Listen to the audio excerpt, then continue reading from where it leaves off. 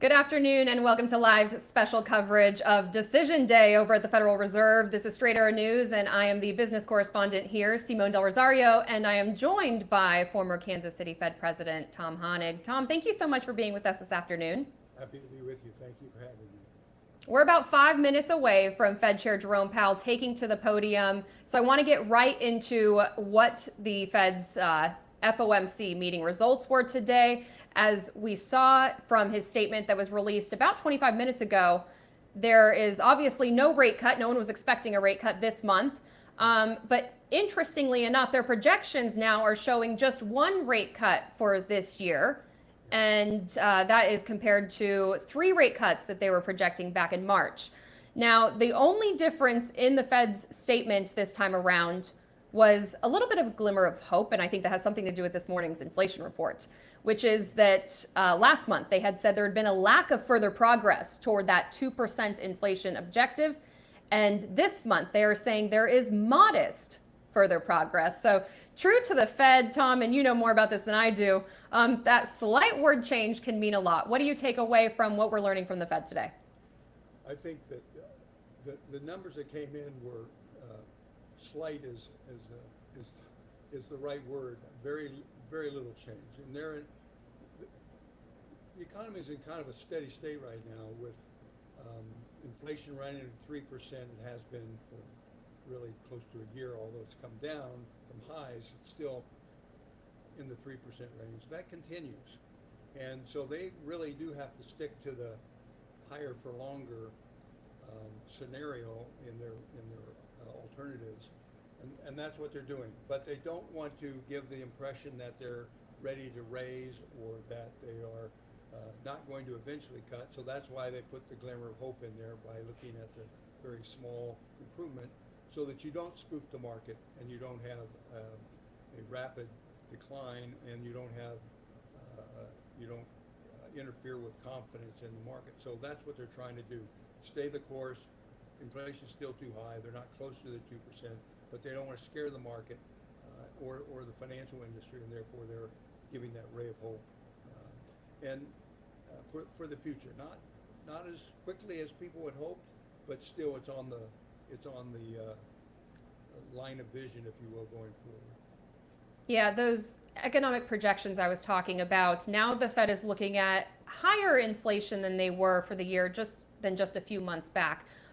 They're projecting right now that core is going to stay at 2.8%. That's where it is right now. So they're not foreseeing a lot of movement in inflation for the rest of the year. And I think that's right. I mean, when you think about it, they're in real terms they're very modestly tight. People keep thinking that they're very tight. In a historical context, when they've come from zero, that's a lot. But when you look at the economics of it, for example, most people think that the so-called real equilibrium rate for interest rates is about 2%. And if you look at that right now, then with inflation of 3% and the interest rate, the policy rate of 5.2%, they have about a 2% real Fed funds rate. So they're in the equilibrium rate for a steady state, and that steady state, unfortunately, is around 3%. So what they're hoping, in my opinion, this is my opinion only, but I think what they're hoping is that they're just modestly enough tight that the inflation numbers will come down over time without creating a recession. And they haven't given up on that, and that's what this is about. So they're still projecting 2.8, higher than they want, but they know it's not. They're also projecting it's not going to increase, and that they think it'll tick down slightly over the course of the year and on into next year. And they'll be satisfied with that. They're willing to accept that as a trade-off for risking a recession. And Tom, we've talked about this before, and I know that based on your comments that obviously you believe this rate, as you said, is just moderately tight. It'll take longer for it to come down, but not so much that they want to go ahead and hike rates. So they want to keep going on the path that they're going. We've got about a minute before Powell is coming to the podium, so I want you to keep this pretty short if you can. Sure. But I wanted to add one more thing in here, and this is this question mark about what is happening in the banking sector. In a Bloomberg interview this week, PIMCO said they expect more regional bank failures in the U.S. because of this very high concentration of troubled commercial real estate loans. Are you concerned that there is trouble in the banking sector that could sway the stability of the economy as it stands? Well, there is that risk. I mean, the interest rates rose quickly. That puts downward pressure on asset values, and that's especially true for long-term commercial real estate assets. So yeah, they're under pressure. The banking industry is vulnerable, number one. Number two, they have a lot of government securities on their books that were at very low interest rates. Those values have come down, and that impedes their liquidity. So yes, the banking industry is vulnerable. They know that, and that's one of the reasons they would be very reluctant to raise interest rates at this point. Yeah, and we are waiting. We have an empty podium right now. We're waiting to see Powell enter into the room and explain his stance right now. He is walking out right now, so we're going to go ahead and take that. Good afternoon. My colleagues and I remain squarely focused on achieving our dual mandate goals of maximum employment and stable prices for the benefit of the American people. Our economy has made considerable progress toward both goals over the past 2 years. The labor market has come into better balance, with continued strong job gains and a low unemployment rate. Inflation has eased substantially from a peak of 7% to 2.7%, but is still too high. We are strongly committed to returning inflation to our 2% goal in support of a strong economy that benefits everyone. Today, the FOMC decided to leave our policy interest rate unchanged and to continue to reduce our securities holdings. We are maintaining our restrictive stance of monetary policy in order to keep demand in line with supply and reduce inflationary pressures. I'll have more to say about monetary policy after briefly reviewing economic developments. Recent indicators suggest that economic activity has continued to expand at a solid pace. Although GDP growth moderated from 3.4% in the fourth quarter of last year to 1.3% in the first quarter, private domestic final purchases, which excludes inventory investment, government spending, and net exports, and usually sends a clearer signal on underlying demand, grew at 2.8% in the first quarter, nearly as strong as the second half of 2023. Growth of consumer spending has slowed from last year's robust pace, but remains solid. And investment in equipment and intangibles has picked up from its anemic pace last year. Improving supply conditions have supported resilient demand and the strong performance of the U.S. economy over the past year. In our summary of economic projections, committee participants generally expect GDP growth to slow from last year's pace, with a median projection of 2.1% this year and 2.0% over the next 2 years. In the labor market, supply and demand conditions have come into better balance. Payroll job gains averaged 218,000 jobs per month in April and May, a pace that is still strong, but a bit below that seen in the first quarter. The unemployment rate ticked up, but remains low at 4%. Strong job creation over the past couple of years has been accompanied by an increase in the supply of workers, reflecting increases in participation among individuals aged 25 to 54 years and a continued strong pace of immigration. Nominal wage growth has eased over the past year, and the jobs to workers gap has narrowed. Overall, a broad set of indicators suggests that conditions in the labor market have returned to about where they stood on the eve of the pandemic, relatively tight but not overheated.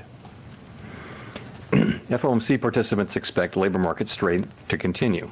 The median unemployment rate projection in the SEP is 4.0% at the end of this year and 4.2% at the end of next year.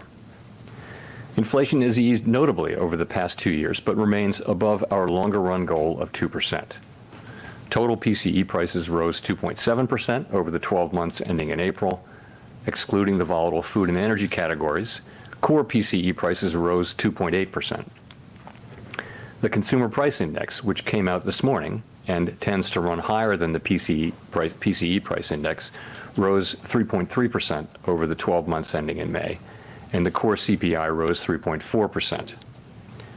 The inflation data received earlier this year were higher than expected, though more recent monthly readings have eased somewhat. Longer-term inflation expectations appear to remain well anchored, as reflected in a broad range of surveys of households and businesses and forecasters, as well as measures from financial markets. The median projection in the SEP for total PCE inflation is 2.6% this year, 2.3% next year, and 2.0% in 2026. My colleagues and I are acutely aware that high inflation imposes significant hardship as it erodes purchasing power, especially for those least able to meet the higher costs of essentials like food, housing, and transportation. Our monetary policy actions are guided by our dual mandate to promote maximum employment and stable prices for the American people. In support of these goals, the committee decided at today's meeting to maintain the target range for the federal funds rate at 5.25% to 5.5%, and to continue reducing our securities holdings. As labor market tightness has eased and inflation has declined over the past year, the risks to achieving our employment and inflation goals have moved toward better balance. The economic outlook is uncertain, however, and we remain highly attentive to inflation risks. We've stated that we do not expect it will be appropriate to reduce the target range for the federal funds rate until we have gained greater confidence that inflation is moving sustainably toward 2%. So far this year, the data have not given us that greater confidence. The most recent inflation readings have been more favorable than earlier in the year, however, and there has been modest further progress toward our inflation objective. We'll need to see more good data to bolster our confidence that inflation is moving sustainably toward 2%. We know that reducing policy restraint too soon or too much could result in a reversal of the progress that we've seen on inflation. At the same time, reducing policy restraint too late or too little could unduly weaken economic activity and employment.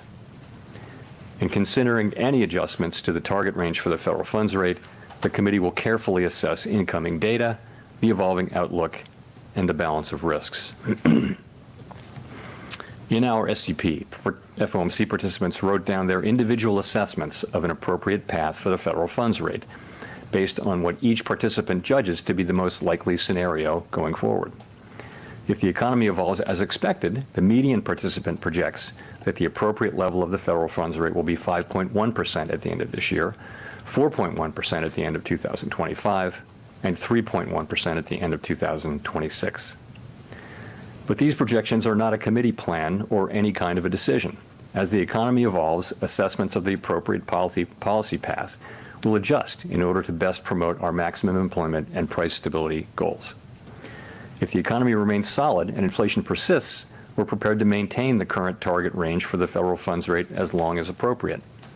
If the labor market were to weaken unexpectedly, or if inflation were to fall more quickly than anticipated, we're prepared to respond. Policy is well positioned to deal with the risks and uncertainties that we face in pursuing both sides of our dual mandate. We'll continue to make our decisions meeting by meeting, based on the totality of the data and its implications for the outlook and the balance of risks. The Fed has been assigned two goals for monetary policy: maximum employment and stable prices. We remain committed to bringing inflation back down to our 2% goal and to keeping longer-term inflation expectations well anchored. Restoring price stability is essential to achieving maximum employment and stable prices over the long run. Our success in delivering on these goals matters to all Americans. We understand that our actions affect communities, families, and businesses across the country. Everything we do is in service to our public mission. We at the Fed will do everything we can to achieve our maximum employment and price stability goals. Thank you, and I look forward to your questions. Thank you, Mr. Chairman. Steve Leisman, CNBC. Just wondering if you could walk me through the committee's average inflation forecast. Core PCE is now forecast to be 2.8% by the year end. It's already 2.75, and after today's number, there were several forecasts on the street that it would be 2.6 at the end of this month. Does that tell you that the average official expects no further progress in inflation, and in fact that it's going to get worse? And if you have this wrong, doesn't it mean that you could have wrong the outlook for rates there? Yeah, so what's going on there is that we had very low readings in the second half of last year, June through December, really, and we're now lapping those. So as you go through the 12-month window, a very low reading drops out and a new reading comes in. The new reading gets added to the 12-month window. So It's just a slight element of conservatism that we're assuming a certain level of incoming monthly PCE and core PCE numbers. We're assuming, a good but not great numbers. And if you put that on top of where we are now, you get a very slight increase in the 12-month reading. Now, do we have high confidence that that's right? No, it's just a kind of conservative way for forecasting things. If we were to get more readings like today's reading, then of course that wouldn't be the case. So it's just a forecasting device. I think. Let me say that we welcome today's reading and hope for more like that. But if it comes in, just to follow up, it comes in the way you forecast it, it would seem strange for you to be cutting rates at all in context of a rising core PCE. Thank you. Yeah, no, I mean, I think what we said is that we don't think it'll be appropriate to reduce rates and begin to loosen policy until we have more confidence that inflation is moving back down to 2% on a sustainable basis. And that's the test we've applied. I don't know that this rules that in or out. I mean, really, it's a forecast, a fairly conservative forecast, month by month, that would lead to slightly higher 12 months rates by the end of the year. If we get, better ratings than that, then you will see that come down or remain the same. If you're at 2.6, 2.7, that's a really good place to be.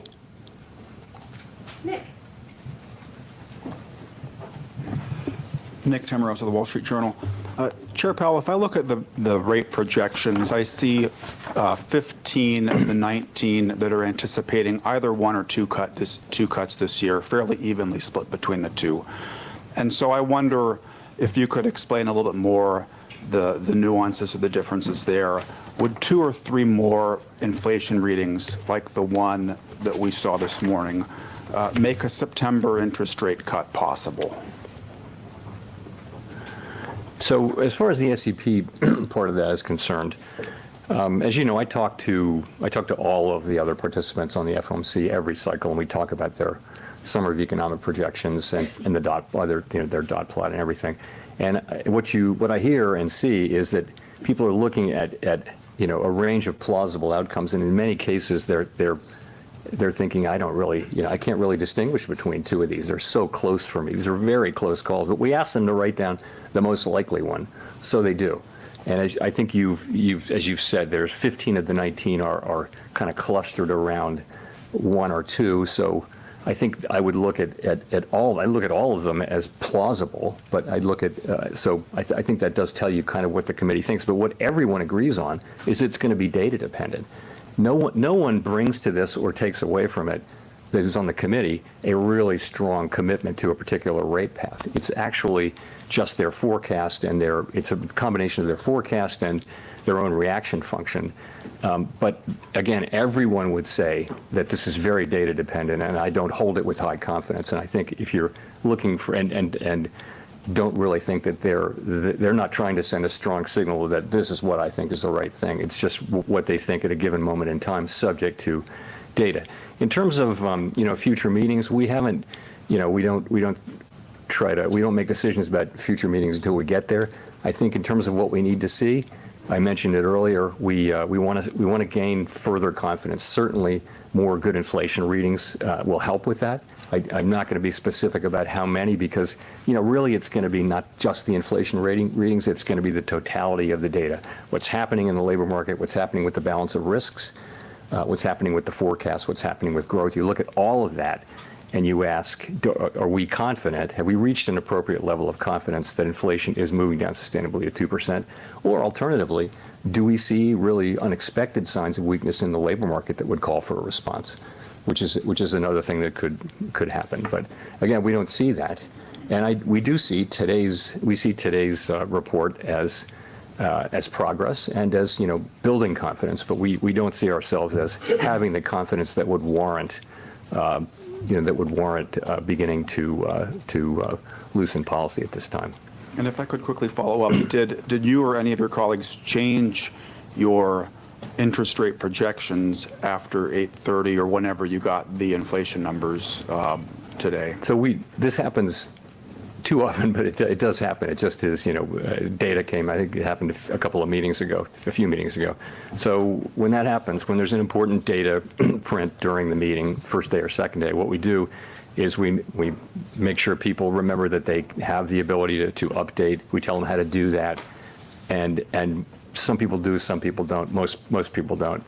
And I'm not going to get into the specifics, but you have the ability to do that. So that what's in the SEP actually does reflect the data that we got today, to the extent you can, reflect it in one day.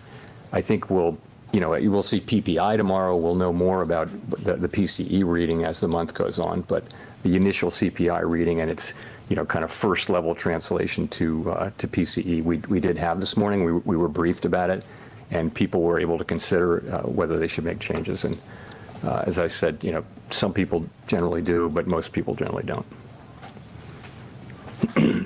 John Allen.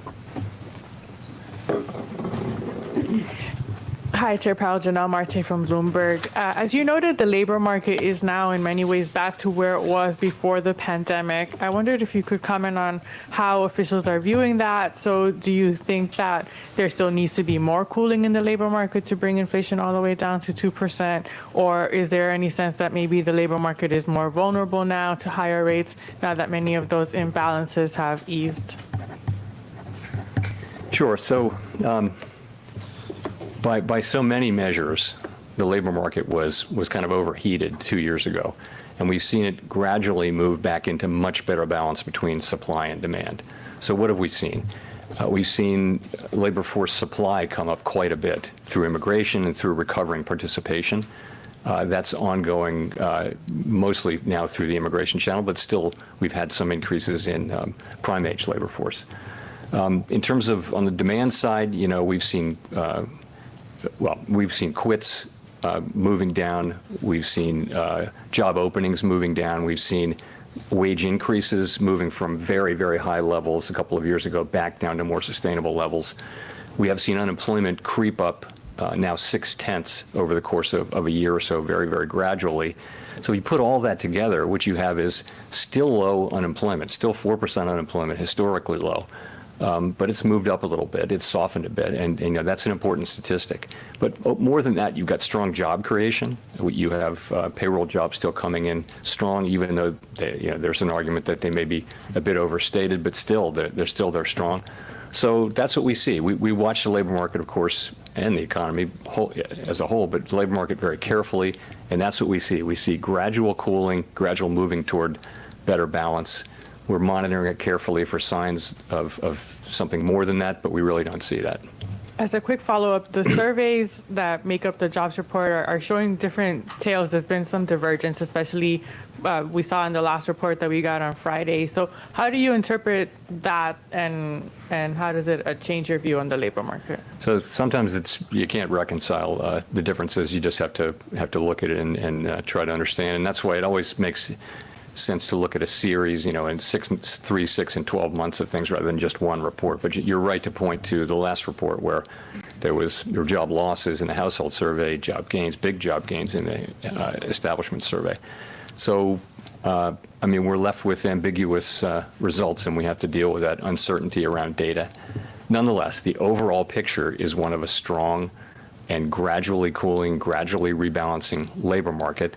Job openings, while they've come way down, are still, greater than the number of unemployed people. The jobs workers gap is still a significantly positive number, greater than it was before the pandemic. So overall, we're looking at what is still a very strong labor market, but not the superheated labor market of 2 years ago, or even 1 year ago. Thanks, Chair Powell. Neil Irwin with Axios. Back on the rates path, the SEP showed quite a large shift of rate cut expectations relative to March. That's a period in which the economic data flow hasn't been that dramatic a shift. Can you provide some color on what changed in attitudes on the committee over the last 3 months to see a much shallower path of rate cuts this year? Yeah, the big thing that changed was the inflation forecast. So the inflation forecast moved up several tenths for the end of the year. And as I mentioned earlier in the, what what did we take away from this? We had really, really good inflation data in the second half of last year, then kind of a pause in progress in the first quarter. And what we took away from that was that it's probably going to take longer to get the confidence that we need to begin to loosen policy. So the sense of that is that rate cuts that might have taken place this year, take place next year. You know, there are fewer rate cuts in the median this year, but there's one more next year. So if you look at year-end 2025 and 26, you're almost exactly where you would have been. Just it's moved later because of that progress. Now you get different data today. So we'll have to see where the data light the way. You know, the economy has, you know, repeatedly surprised forecasters in both directions, and today was certainly a better inflation report than almost anybody expected. And we'll just have to see what the incoming data flow brings and how that affects the outlook and the balance of risks. Gina. Gina Smiley, New York Times. Thanks for taking our questions. In the summary of economic projections, the long-run interest rate forecast moved up a bit. I wonder if we should read that as a sign that you think that policy is not sort of as restrictive as we previously expected. You know, how should we interpret what that means about how the committee views its current policy setting? So two things about that. One is this. You're right, it did move up, but I want to remember to point out that long-run neutral rate of interest is a long-run concept. It really is a theoretical concept, can't be directly observed, and what it is the interest rate that would hold the economy at equilibrium, maximum employment, and price stability, potentially years in the future where there are no shocks. So it's a little bit, it's not something we observe today. Today we've got a very specific economy with all kinds of shocks we're still getting over from the pandemic. So it's, I don't think that the concept of R-star, it's a very important concept in economics and in what we do, but honestly, it doesn't really get you where you need to be to think about what appropriate policy is in the near term. But back to your original question, people have been gradually writing it up because I just think people are coming to the view that rates are less likely to go down to their pre-pandemic levels, which were, you know, very low by recent history measures. Now, we can't really know that. That's an interesting dispute and discussion to have now, but ultimately, we think that things like the neutral rate are driven by longer run, slow-moving forces, and, you know, there's a really good question about whether those really have changed or whether instead rates and the economy are experiencing a series of persistent but ultimately temporary shocks. That's been the debate. And we can't know. But in the meantime, we're making policy with the economy that we have, with the distortions that we have. And I also, to your other point, I think it is the case that as time has gone by, the question of how restrictive is policy has become one that everyone's asking, and we're asking it too. And, you know, my answer has been that policy is restrictive. The question of whether it's sufficiently restrictive is going to be one we know over time. But I think for the reasons I talked about at the last press conference and other places, I think the evidence is pretty clear that policy is restrictive and is having, you know, the effects that we would hope for.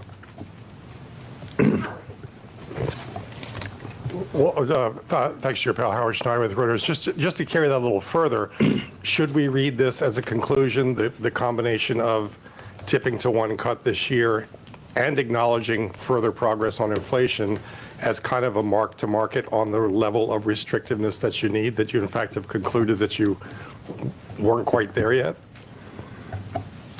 I'd be reluctant to try to draw that conclusion. I think this is about, you know, looking at the incoming data and asking how much progress are we making on inflation and how is the rest of the economy doing? Is the labor market still strong?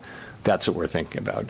You know, you can translate it into the language you're talking about, but to me the focus is more on we have a goal which is price stability, another goal which is maximum employment. How are we doing there? We think we've got a good, strong labor market still. We think we've been making progress toward the price stability goal. And then for a while there was a pause, and we look at today's thing and we think, well, that's that's a good reading, and we hope we get more like that. And, in the meantime, we're asking, is our policy stance about right? And we think, yes, it's about right. We're prepared to adjust it as appropriate, but we think we're getting the things that we would want to get, broadly speaking. And that's why we've been at this policy rate now for almost a year. So just to follow up on that, I think one curious thing here is you've got now this restrictive policy in place and virtually no change in any of the major things for all of this year. You've got growth that stays above long-run potential throughout the forecast period, unemployment that never goes above the long-run estimate, right, of 4.2. So this isn't a story of slack improving inflation. So where's the improvement in inflation coming from that it's going to pick up pace so much in 2025? Well, it's been coming. Where's it been coming from? We'll start with that. Clearly, a lot of some of what we've been getting is just the reversal of the unwinding of the pandemic-related distortions to both supply and demand, and that is complemented by and amplified, supported by restrictive monetary policy. So those two things have been working together. We've also had a very positive supply shock on the labor side, and also you get a positive supply shock when the supply conditions unwind and return to normal. So you've had above trend potential growth and high growth, and yet you've had the benefit of inflation coming down really fast actually last year, and we'll see what the rest of this year brings. So these dynamics can continue as long as they continue. Ultimately, the question is are you down to demand? And we don't know that, though. We're look at today's report. If we see more like that, we can't know what the future holds. But in the meantime, we've made pretty good progress on inflation with our current stance. Mike. Michael McKee from Bloomberg Radio and Television. The base case of the committee seems to be that there is going to be at least one rate cut this year, but your growth forecast doesn't see any slowdown in the rest of the year, nor does the unemployment forecast see any significant weakening of the labor market. And your inflation forecasts basically average out to no change. So if at the end of the year there is no change from conditions now, why would you anticipate cutting rates? What would be the point for a rate cut? Well, we think policy is restrictive, and we think ultimately that if you just set policy at a restrictive level, eventually you will see real weakening in the economy. So that's always been the thought, is that since we raised rates this far, we've always been pointing to cuts at a certain point, not to eliminate the possibility of hikes, but no one has that as their base case. So no one on the committee does. But so that's how we think about it, and that's what we've been getting. That's what we've been getting is good progress on inflation, with growth at a good level, and with a strong labor market. Now, ultimately, we think rates will have to come down to continue to support that, but so far they haven't had to, and that's why we're watching so carefully for signs of weakness. We don't really see that. We kind of see what we wanted to see, which was gradual cooling in demand, gradual rebalancing in the labor market, while we're continuing to make progress on inflation. So we're getting good results here. Well, to follow up, is there any kind of concern for the housing industry or financial stability, banks, in leaving rates where they are for too long at this point? On housing, the housing situation is a complicated one, and you can see that's a place where rates are really having a significant effect. Ultimately, the best thing we can do for the housing market is to bring inflation down so that we can bring rates down so that the housing market can continue to normalize. There will still be a national housing shortage, as there was before the pandemic. There will still be one, but the distortions that we see now with lock-ins and things like that, low mortgages. In terms of banks, the banking system has been, solid, strong, well-capitalized, lending. We've seen good performance by the banks. We had the turmoil early last year, but banks have been focusing on bringing up their liquidity, bringing up their capital, and having risk management plans in place. So the banking system, seems to be in good shape. Chris. Thanks. Chris Rugaber at Associated Press. I was wondering if we can on inflation, if you can tell us a little more about where you see inflationary pressure in the economy. You mentioned labor markets coming into better balance, and inflation expectations appear to be well anchored. You're seeing, anecdotal stories of the large chains like Walmart and Target are announcing price cuts. McDonald's announcing a $5 meal deal. So, people may still be unhappy about prices at the grocery store, but it doesn't seem like there's a lot of inflationary pressure left in this economy. I wonder if you could tell us more about it. I think it's true that inflationary pressures have come down, but we're still getting high inflation readings. So, and I think you can see it in various places. In some parts of non-housing services, you see elevated inflation still, and that's probably it could be to do with wages. Goods prices have kind of fluctuated. There's been a surprising increase in import prices on goods, which is kind of hard to understand, and we've taken some signal from that, but. And of course, housing services, you're continuing to see high readings there.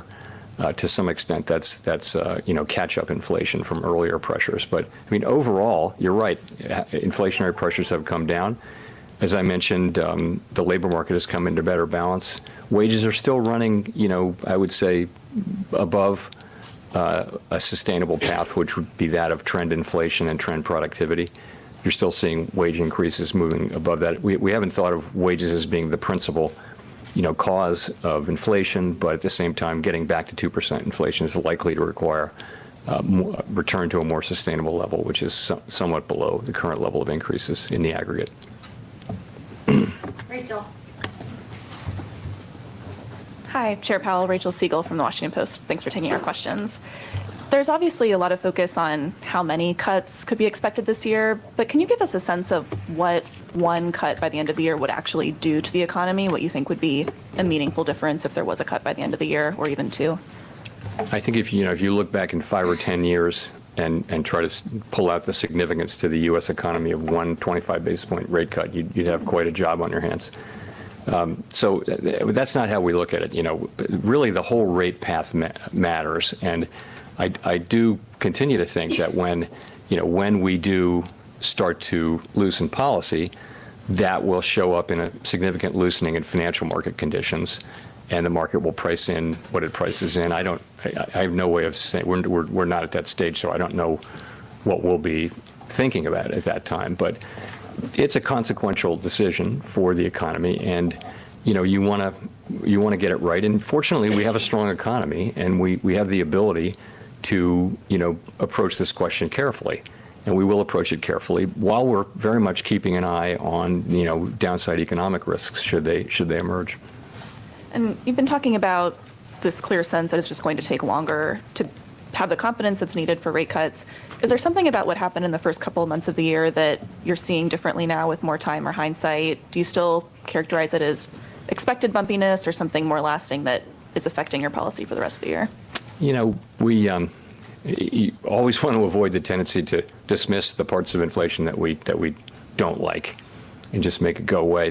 But we had a quarter where inflation was running higher, and yes, I could stand here and say it's stuff we shouldn't have taken signal from, but it is what it is. You have to, low inflation is low inflation, high inflation. So if you have a quarter where it's higher, we tried not to take signal from the first couple of months, but we got a third month and we said, okay, the signal we're taking is that we think it's going to take longer to get confidence that inflation is moving sustainably down 2%. That's what we said. I think that was the right thing to do. I still think that's the right thing to do. Now we have today's inflation reading, which is very different, very much more positive. We're going to have to see what the trend is, what's going to be the data going forward. We're looking for something that gives us confidence that inflation is moving sustainably down to 2%. And readings like today's, that's a step in the right direction. But one reading isn't. It's only one reading. You don't want to be too motivated by any single data point. Jolene. Hi, Chair Powell. Thank you for taking our questions. I'm Jolene Kent with CBS News. What's your message to Americans who are seeing encouraging economic data but don't feel good about this economy? I don't think anyone knows, has a definitive answer why people are not as happy about the economy as they might be, and we don't tell people how they should think or feel about the economy. That's not our job. People experience what they experience. All I can tell you is what the data show, which is we've got an economy that's growing at a solid pace. We've got a very strong labor market with unemployment at 4%. It's been a long time since we've had, a long stretch of time with unemployment at or below 4%. Very long time. We had a period of high inflation. Inflation has come down really significantly, and we're doing everything we can to bring that inflationary episode fully to a halt and fully restore price stability. We're confident that we'll get there. And in the meantime, it's going to be painful for people, but the ultimate pain would be a period of a long period of high inflation. It is people who, lower income people who are at the margins of the economy who have the worst experience, who experience the most pain from inflation. So, it's for those people, for all Americans, but particularly for those people that we're doing everything we can to bring inflation back down under control. As just a quick follow-up here, you've indicated one interest rate cut sometime this year, and I know you don't have a crystal ball up there, but a lot of people are watching and see, borrowing money remains very expensive. For everybody who's out there waiting on a rate cut, about when can consumers expect some relief? Well, I don't have a precise date for you, but what we said is that we want to make sure that we're confident that inflation is actually moving back down to 2%. And when we are, then we can look at loosening policy. So having that kind of confidence that inflation will be at 2%, it just pays benefits to the whole economy, to all Americans for a long period of time. We had that period for a very long time. We very much want to get back to a place where people can not think about inflation. It's just not a concern in the everyday economic decisions that they make. We were there for a long time, and our goal is to get back to that place. And we've made good progress, and we're in the phase now of just sticking with it until we get it done. Claire. Claire Jones, Financial Times. Just drawing on the change in the statement on there being modest further progress on inflation. Halfway, through the year and after today's CPI release, what have you and other committee members found that has been particularly encouraging to you? And just in terms of the conservatism, how much of that is about stickiness in shelter inflation in particular? Thank you. So encouraging has been that growth, the growth clearly that we had last year, and particularly the second half of last year, and we continue to see still strong growth, or solid growth this year. That's been very encouraging. If you go back a year, there was a real concern about, very much slowing growth and a recession. Many forecasters had that. And that's not what happened. Instead, the U.S. is, anyway, and it's in sharp distinction with many other advanced economies around the world. So that's been encouraging. I would say that today's inflation report is encouraging, but it comes after, several your reports that were not so encouraging. You ask about, your second question was really about shelter inflation. So I think if you go back a couple of years, we know that there are renters, and then there are people who own their houses, and we have OER, which is owner's equivalent rent. And so when market-based rents go up sharply, as they did at the beginning of when the economy reopened, they really went up sharply. Those play into rollover rents much more slowly for existing tenants than they do for new tenants. And so we found now that there are big lags. So there's sort of a bulge of high past increases in market rents that has to get worked off, and that may take several years. Nonetheless, as long as market rents are going up at relatively low levels, and they still are, this is just going to happen. It just is going to happen more slowly than we thought.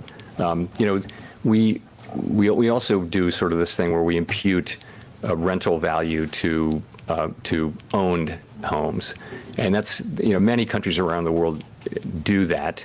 Some do it differently than us. It's something that the price experts have regularly looked at. It is not something that we're the only country that does. And it's not something we're looking at changing or would look at changing, anytime soon. But it's true. It's one of the very hardest things in inflation and in prices is how to think about, the services that someone is getting by living in a home that they could rent, but they're actually living in it. And some countries choose to just ignore that, but that's not how we do inflation here. We do it the way we do it, and we've been very transparent about it. And, it's true that we're seeing delays in realizing what's happening economically, but we understand that. We understand that very well. Edward. Edward Lawrence with Fox Business. Thank you for taking the question, Chair Powell. So I want to go back to jobs and the consumer. The last jobs report showed that over the past year, 634,000 more people took multiple jobs. That's up 8.2%. And since January of 2021, we've seen prices rise 19%. So people are using their credit cards to pay for their lifestyle. What pressure points will signal to you that the slowing economy could maybe break companies in terms of hiring or break the consumer in terms of spending? So, we monitor all the things you mentioned and more. What we're seeing is basically spending was going up faster than disposable income during big parts of last year rather. And so what you'd expect to see is people spending more on their credit cards. That has been happening. Credit card balances have been going up. Credit card defaults have been going up. They're not at high levels. We remember that after the pandemic, people were cooped up. They couldn't spend money. They couldn't go out to spend money. They could spend money from home. But households were in very, very strong, historically strong financial shape. They've now worked off a lot of that. So we're watching that carefully. And, what do we see? That's what we see. We see the same data that everybody else sees, but you've still got household sector that's in pretty good shape. But nonetheless, it's not in the kind of shape it was in a year or two ago. And we're carefully watching that. So how close then are we to that point where the consumer can't continue to spend as they're spending, or companies can't hire like they're hiring? Consumer spending is still growing. It's not growing at the pace it was growing at a year or so ago, but it's still growing solidly. And by the way, other parts of the economy are picking up. Spending on equipment and intangibles has picked up quite a bit in the wake of all the construction that we saw of new tech plants. So overall, the economy is exhibiting solid growth, and something around 2%, which is a good pace of growth for the U.S. economy. But you're right though. We do see the same thing other people see, which is increasing financial pressures on more lower income people, and the best thing we can do is to foster a very strong jobs economy, which we think we have done. Ultimately, to get inflation under control, because those people experience inflation, very directly, very painfully, and once we get inflation under control, rates can come down, which will also improve things. Victoria. Hi, Victoria Guida with Politico. You've mentioned that an unexpected weakening in the labor market would bring rate cuts sooner, and I was just wondering, can you talk a little bit about what that would look like? Is it more of like a quicker pace of people losing jobs? Is it more the level of the unemployment rate if it were to start to go above 4.2 or something like that? How are you thinking about what you're looking for to see the job market unexpectedly weaken?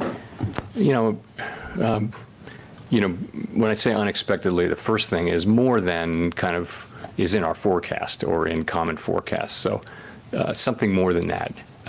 But we'll be looking at everything. The labor market has the ability, has the tendency sometimes to move to weaken quickly. So waiting for that to happen is not what we're doing. We're watching very carefully. We're looking at the balance of risks. I always point out the balance of risks. So and also the fact that we look at all of the whole situation. So a decision to begin to loosen policy could have several reasons associated with it at a given time. But I would just we monitor all the labor market data, and if we saw troubling weakening more than expected, then that would be something we'd consider responding to. But we look at the broader context of what's going on too. So something like negative payroll numbers would be. I'm not going to. I can think of things that many things would make it on that list, but I don't think I'll I'll butter them here.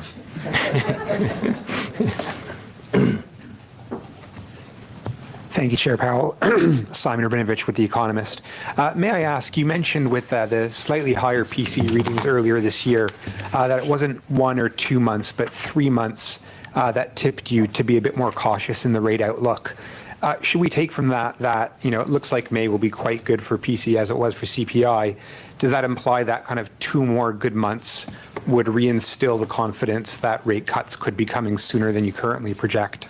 I don't actually have that kind of mechanical thing in my thinking. I get that, as many good ones as we had bad ones, but no, it's not like that. It's going to be the totality of the data.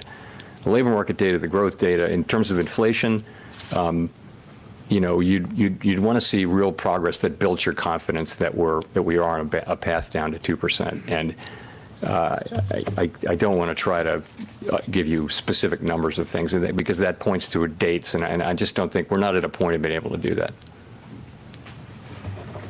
Kosuke. Thank you for doing this. I'm Kosuke Takami with Nikkei. I would like to know about the impact of stronger dollar on U.S. economic growth and prices. And I have no doubt that the market should determine the exchange rate, but Japan and some emerging markets are suffering from the strong dollar.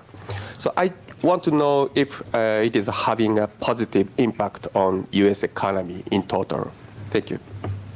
So we don't, actually it's our finance ministry, the Treasury Department, that has a responsibility for thinking about and if it sees fit, doing things about the level of the dollar. So for us, it's just another financial variable. And you're right, the dollar has exhibited some strength over the course of the last year or so because the U.S. economy is very strong. We don't think of it as benefiting or hurting the U.S.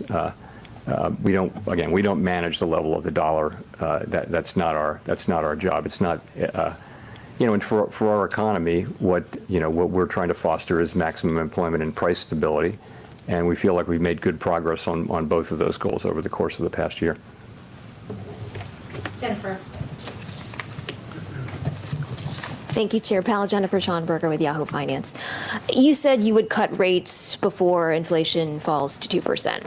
You're forecasting inflation to end the year at 2.8% on core PCE, or at 2.8%, of course, on core PCE. Right now, you said the inflation forecast is conservative and that if you got 2.6 to 2.7 on PCE, that would be a good place to be. You also indicated the job market has mostly normalized. So why not cut rates this summer just once? You're well above neutral, to try to preserve the soft landing rather than risking waiting too long in the quest for confidence for inflation.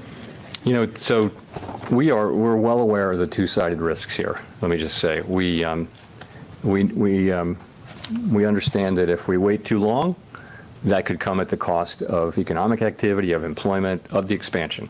We understand that if we move too quickly, we could end up undoing a lot of the good that we've done and have to then start over, and it could be very disruptive. So we're extremely aware of both of those risks and just basically trying to manage them. And what we said is that we don't think it'll be appropriate to begin to loosen policy until we're more confident that inflation is moving down to 2% over time on a sustainable basis. That's kind of been our test. Or there's another test, which is an unexpected deterioration in labor market conditions. So I think that's the right way for us to think about it. That's our dual mandate there, and we have a strong economy. We've got growth.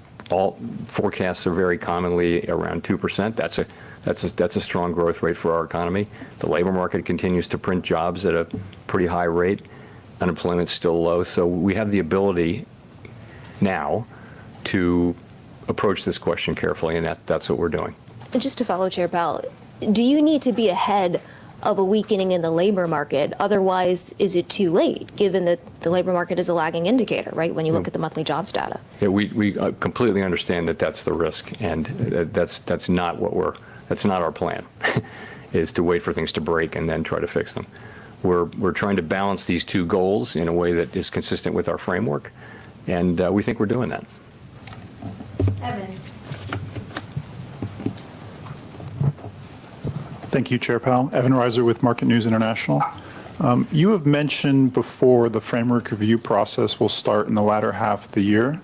At this point, do you have any specific time frame for the start of that? Who will lead it? Will it be you or a committee group of your peers? What will be the parameters? Do you anticipate the review will consider changes to communications going forward? So what we've been thinking is that we would announce and commence the review later or late in the year. In the meantime, as that time approaches, we will be devoting a lot of careful thought and planning to the contours of it. Within scope would certainly be communications generally. I'm not going to say that we'll look at this or that particular thing, and all the other details. We don't want to get prematurely into a conversation until it's really time to have it. And so, I'm going to leave pretty much everything else to later in the year. Go to Nancy for the last question.